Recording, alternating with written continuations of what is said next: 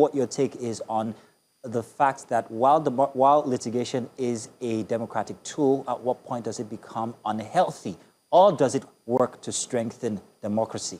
I am concerned about the role judiciary and some form of unhealthy interventions that we find in our judicial system when they meddle in a democratic process. That's very disturbing. For instance, the late introduction of these candidates, which is his right, though, but could it have come a little bit earlier than when it came? I know that someone will argue with me that justice delay is justice denied. But then it also, there's a saying that the time is always right to do what is right. That said, I think the judiciary needs to be a little bit proactive and circumspect of their role, because that introduction have disrupted this process, whether anybody likes it or not. The entire printing of all the electoral materials with the name of candidates by INEC was totally discarded, absolutely thrown into the waste bin. Money gone down the drain simply because that pronouncement came late. INEC had to go into a panic mode of reprinting all the materials. Now, it doesn't stop at that.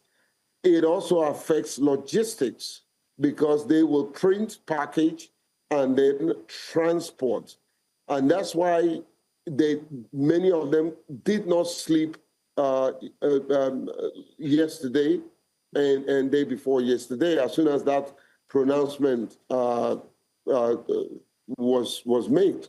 So you find a situation where a lot of money will be spent, transportation, trying to push for the deployment of these materials. And of course, INEC staff overworked because they have to go into what it takes to distribute those materials. There's assurances, though, that the materials have been properly disseminated and that it will not disrupt the process.